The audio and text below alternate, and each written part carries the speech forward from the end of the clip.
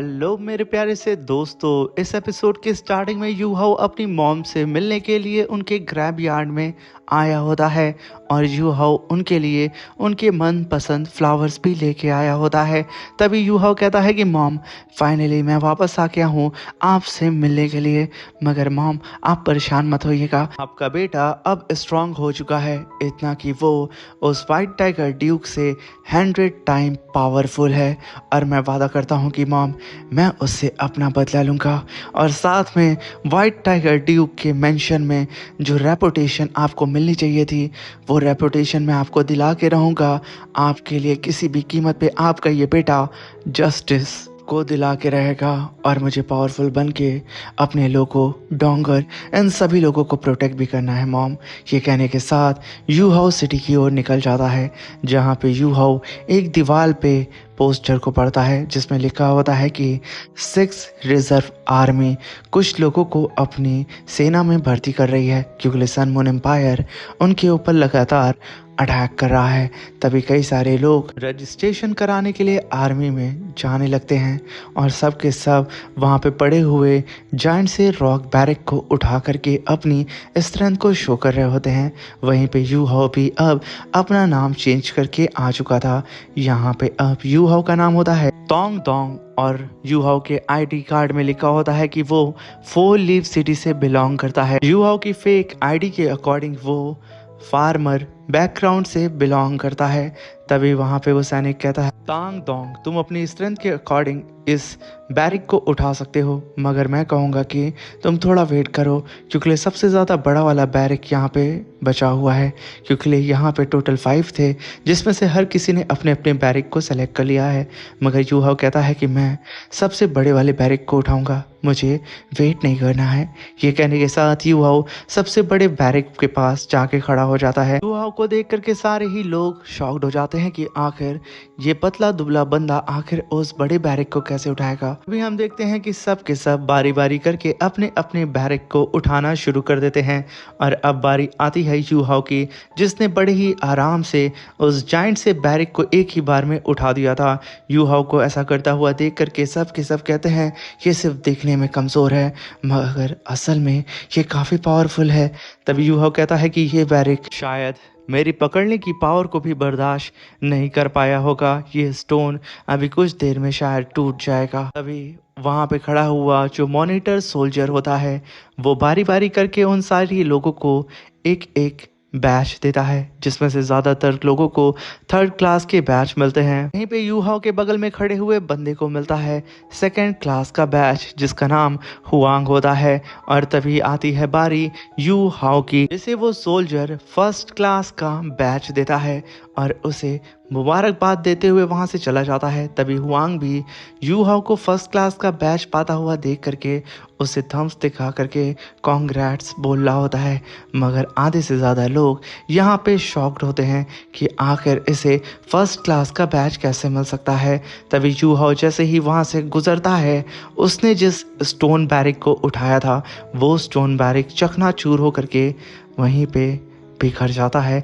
ये देख करके सब के सब और भी ज़्यादा शॉक्ड हो जाते हैं और तभी सीन शिफ्ट होता है और हमें कैप्टन जुआंग तियान को दिखाया जाता है, जो कि नए आए हुए सोल्जर से कहते हैं कि मेरा नाम कैप्टन जुआंग तियान है और मैं 2nd battalion 3rd regiment 7 division 6 reserve army का कैप्टन हूँ और तुम लोग अब 3 महीने तक मेरे अंडर ही रह करके अपनी ट्रेनिंग को कंप्लीट करोगे। और जो भी यहाँ पे सोल्जर अपनी ट्रेनिंग को अच्छे से नहीं करता है और मेरी ट्रेनिंग में फेल होता है, वो यहाँ से सीधा बैग उठा के अपने घर वापस जा सकता है। अब तुम्हारी ट्रेनिंग यहाँ पे स्टार्ट होती है, जहाँ पे यूहाओ कहता है कि मॉम, अपनी स्ट्रेंथ के दम पे मिलिट्री की ट्रेनिंग को कंप्लीट कर रहा हूँ और मिलिट्री के मेरिट को हासिल करने की कोशिश कर रहा हूँ। स्टेप बाय स्टेप मैं ऐसे ही आगे बढ़ के वाइट टाइगर ड्यूक के बगल में खड़ा हूँगा। मैं चाहूँ तो अपनी पावर के दम पे उन्हें हरा सकता हूँ, मगर नहीं, मैं उनके ही शतरंज के खेल में उन्हें हराऊंगा। तभी हम देखते हैं कि यूहाओ पुशअप्स लगा रहा होता है अपने ऊपर स्टोन बैरिक को रख के, जहाँ पे सारे ही कल्टिवेटर्स थक चुके होते हैं। वहीं पे जब कैप्टन की नज़र यूहाओ के ऊपर पड़ती है वो उससे काफ़ी ज़्यादा इम्प्रेस होता है। तभी कैप्टन सभी लोगों से कहता है कि सभी लोग मेरी बात ध्यान से सुने, सब के सब मेरे सामने आए। तभी सारे कल्टिवेटर्स यानी कि सारे सोल्जर्स खड़े हो जाते हैं और कैप्टन के सामने खड़े हो जाते हैं। तभी कैप्टन वहाँ पे यूहाओ को बुलाता है और कहता है कि टोंग टोंग, तुम मेरे सामने आओ, तुम इन सब में सबसे बेटर हो और तुमने काफ़ी अच्छा परफॉर्मेंस आज किया है, इसलिए मैं तुम्हें तुम्हारे बैरक नंबर 1 का स्क्वाड लीडर घोषित करता हूँ। तभी सीन शिफ्ट होता है, यूहाओ अपने कैंप के रूम में आता है जहाँ पे सभी लोग सो रहे होते हैं। तभी यूहाओ अपने सारे ही साथियों से कहता है कि हम सब पहली बार एक दूसरे से मिल रहे हैं, मगर मैं आप सबसे कुछ कहना चाहता हूँ। जबकि हम अब अपना आगे का सफ़र एक साथ ही बिताने वाले हैं, तो मैं चाहता हूँ कि हम लोग अपने कॉम्बैट स्किल पे अच्छे से वर्क करें और एक दूसरे को इस ट्रेनिंग में आगे बढ़ने में मदद करें। हमें एक साथ आगे बढ़ना होगा और हमें प्रूव करना होगा कि हमारी बैरक नंबर 1 सारे ही बैरक में सबसे ज़्यादा स्ट्रांग है। तो क्या आप लोग मेरे साथ हैं? तभी हम एक बंदे को देखते हैं जो कि यूहाओ की बात को इग्नोर कर रहा होता है, मगर तभी एक मोटा गाँव उठता है और वो अंगड़ाई लेते हुए कहता है कि आखिर हम लोग तुम्हारी बात को क्यों माने? तुम हमारे बॉस थोड़ी ना हो, ना ही हमारे कैप्टन। हम सभी लोग यहाँ पे न्यू ज्वाइनिंग कर रहे हैं, तुम्हें समझ में आया? वो सीधा ही यूहाओ के सामने खड़े होकर के उसके कंधे को पकड़ करके हिलाने की कोशिश करता है, मगर वो यूहाओ को टस से मस नहीं कर पाता है। तभी वो खुद को संभालते हुए आगे बढ़ता और कहता है कि हमें इस बेवकूफ़ की बात नहीं सुननी चाहिए। वहाँ पे हुआंग उस मोटू की बात को सुन करके गुस्सा आ रहा होता है। तभी यूहाओ उस मोटू को कहता है कि रुक जाओ, मैंने तुम्हें आगे बढ़ने के लिए नहीं बोला है। ये कहने के साथ यूहाओ ने उस मोटू के हाथ को पकड़ लिया था। तभी वो मोटू खींच के एक पंच यूहाओ को मारने की कोशिश करता है। यूहाओ उसके पंच को पकड़ता है और उसे तुरंत ही नचा करके ज़मीन पे पटक देता है और सभी लोगों से कहता है कि मैं यहाँ पे तुम लोगों को किसी भी तरीके का सजेशन नहीं दे रहा हूँ। मैं टोंग टोंग बैरक नंबर 1 का स्क्वाड लीडर हूँ, ये कोई सजेशन नहीं, ये ऑर्डर है। तभी वो सारे ही सोल्जर्स खड़े होकर के कहते हैं कि हमें आपका ऑर्डर मंजूर है स्क्वाड लीडर। जहाँ पे वांग कहता है कि लीडर आपने बहुत सही किया, इसे सबक सिखाना ज़रूरी था। तभी यूहाओ कहता है कि बहुत खूब, अब सब के सब तुरंत ही जा करके सो जाओ, क्योंकि कल सुबह से हमें और भी तगड़ी ट्रेनिंग करनी होगी। ये सुन करके सब के सब वहाँ पे सो जाते हैं और तभी नेक्स्ट डे का सीन देखते हैं। यहाँ पे यूहाओ के सारे ही टीम मेंबर जल्दी जल्दी सुबह उठते हैं और वो देखते हैं कि उनका leader already battle training area में निकल चुका है। वो लोग भी जल्दी जल्दी से उठ करके वहाँ पे तैयार होना स्टार्ट हो जाते हैं। तभी हम देखते हैं कि यूहाओ के बगल में एक बंदा और खड़ा होता है जो कि टाइम से सुबह उठ गया था। तभी यूहाओ उस बंदे को देख करके कहता है कि मैंने कल इसकी बॉडी में सोल पावर फ्लैक्चुएशन को महसूस किया था। ये ज़रूर कोई सोल मास्टर है, मगर ये इतने नीचे से स्टार्ट क्यों कर रहा है? तभी वहाँ पे सारे के सारे सोल्जर्स आ जाते हैं और तभी वहाँ पे कैप्टन जुआंग की एंट्री होती है और वो सारे ही सोल्जर से कहते हैं कि तुम सब के सब 3 मिनट लेट हो, इसलिए तुम लोगों को अब यहाँ पे चेयर पोजीशन में आकर के बैरक को उठाना होगा। यही तुम लोगों की सज़ा है और अगर कल से तुम लोग लेट आते हो तो तुम्हारी सज़ा और भी ज़्यादा बढ़ जाएगी। ये सुनकर के सारे सोल्जर्स वहाँ पे चेयर फॉर्म में आकर के बैरक को उठाने लगते हैं और तभी वहाँ पे एक कल्टीवेटर पे सवार होकर के कैप्टन जुआंग की तरफ बढ़ रही होती है, जिसे देख करके सबकी ही नज़र उस घोड़े पे सवार हुई लड़की पे होती है। तभी यूहाओ नोटिस करता है जो कि उसके साथ जो लड़का बगल में खड़ा था वो बड़ी ही मोहब्बत से उस घोड़े पे सवार लड़की को देख रहा होता है। तभी कैप्टन जुआंग भागते हुए उस लड़की के पास आते हैं और कहते हैं कि कमांडर यू जुन, आपका स्वागत है यहाँ पे। वहाँ पे कैप्टन जुआंग सभी लोगों को बताते हैं ये हैं कमांडर जू यून, जो कि हमारे S6 reserve army 7 division 3 regiment की कमांडर हैं। कमांडर जूयून, आप सभी लोग इस टेस्ट को कंप्लीट करने के बाद अगर आप पास होते हैं तो आपको कमांडर जूयून के अंडर ही काम करना होगा। फिर वहाँ पे कमांडर जूयून कहती है कैप्टन जुआंग, जितने भी न्यू बैच के सोल्जर्स आए हैं उनकी क्वालिटी कैसी है, जिसे सुन कर के कैप्टन कहता है कि कमांडर, इनकी क्वालिटी एवरेज है, मगर कुछ बंदे हैं जो कि इनमें होनहार हैं। अभी यू हाओ के बगल में खड़ा हुआ वही लड़का उस कमांडर को देख करके पूरा गुलाबी हो चुका था, और वो कमांडर जैसे ही उस लड़के को देखती है इग्नोर करके वहाँ से चली जाती है।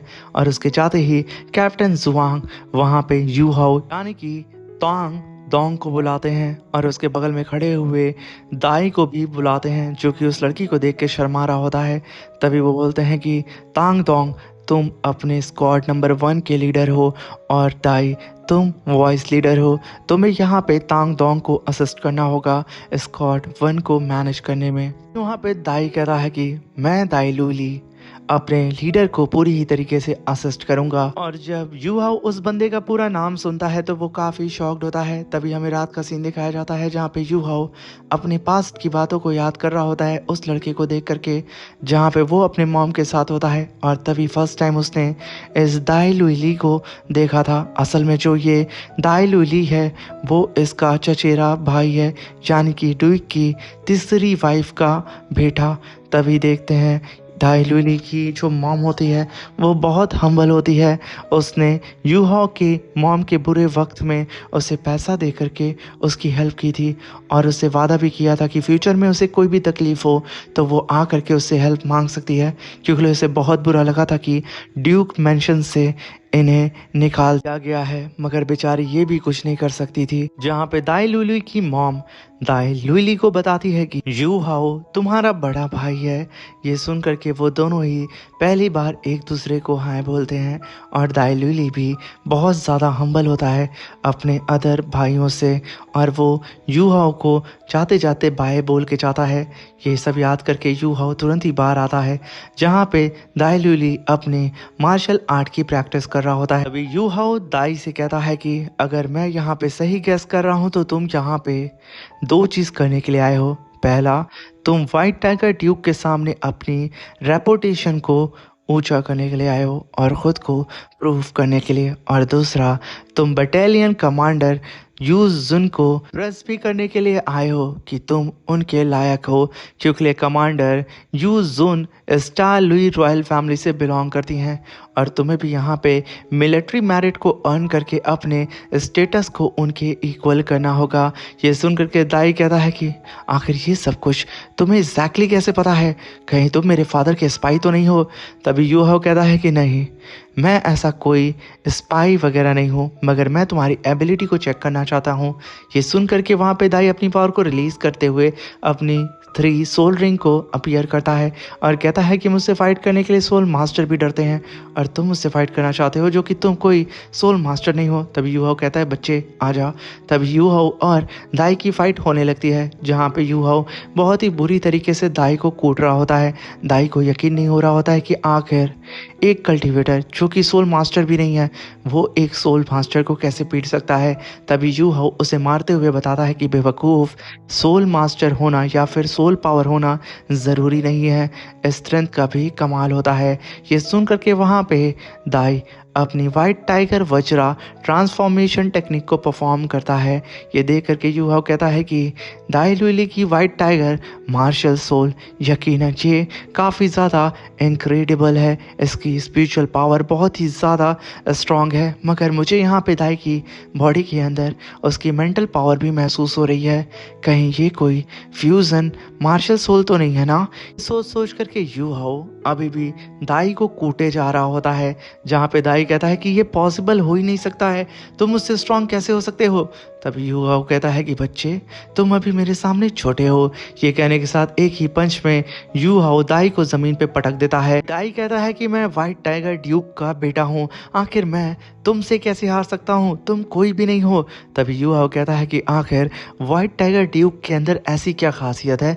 ये कहने के साथ यू हाओ ने सीधा ही दाई के चेस्ट पे पैर रख दिया था, और उसे कहता है कि वाइट टाइगर ड्यूक के शैडो से बाहर आओ, तभी तुम अपनी लाइफ में ग्रो कर पाओगे।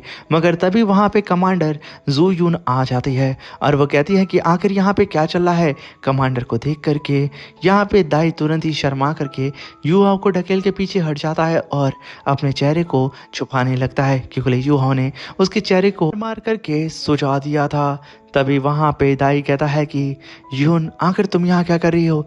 तभी कमांडर कहती है कि मैं तुम्हारी कमांडर हूँ, तो बेवकूफ़ मेरा नाम सही से लो। तभी दाई कहता है ओके कमांडर। कमांडर कहती है कि तुम दोनों ही इन ऑफिशियली आर्मी के रूल के खिलाफ तुम लोग प्राइवेट फाइट कर रहे हो, ये करना स्ट्रिक्टली मना है।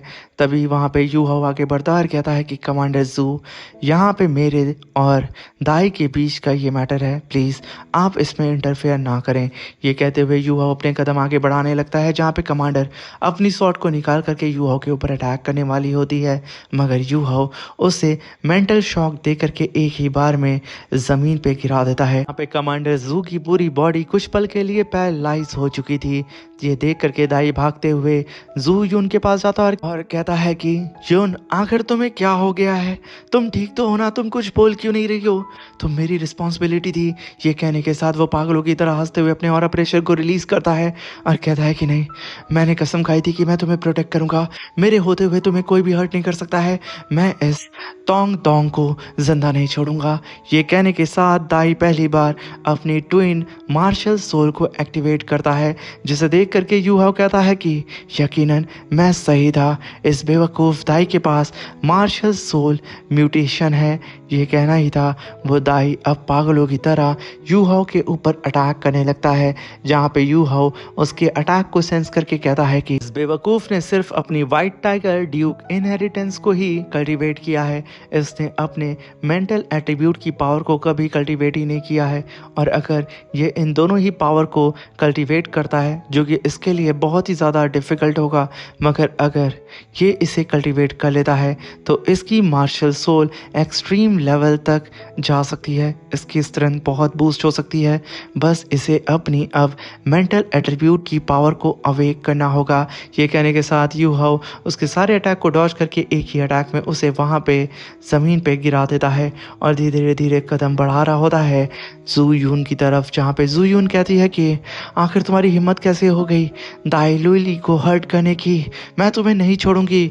तभी वो यू हाओ की पावर को देख करके कहती है कि तुम काफ़ी स्ट्रांग हो, कहीं तुम स्पाई तो नहीं हो सन मून एम्पायर के। तभी यू हाओ कहता है कि तुम्हें पता है तुम यहाँ पे दाई की काफ़ी ज़्यादा केयर करती हो, और मेरी भी लाइफ में कोई है जिसकी केयर मैं हद से ज़्यादा करता हूँ। ये कहने के साथ यू हाओ के कदम मिस जू यून की तरफ बढ़ने लगते हैं, जिसे देख करके दाई कहता है कि प्लीज़ उसे हर्ट मत करना, तुम मेरे साथ जो करना चाहते हो कर लो। तभी यू हाओ उसकी तरफ देख के मुस्कुराता है और अपने हाथ को जू यून की तरफ बढ़ाता है। ये देख करके जू यून एकदम घबरा जाती है और वो कांपने लगती है, जहाँ पे उसकी पूरी बॉडी भी रिएक्ट नहीं कर रही होती है सिवाय उसके गर्दन के। पे यू हाओ का हाथ कमांडर जू यून के फेस पे पड़ चुका था। इसी के साथ मेरे प्यारे दोस्तों ये शानदार सा एपिसोड ख़त्म होता है। Thank you for watching, bye bye, take care, और प्लीज़ एक कमेंट तो ज़रूर करके जाइएगा।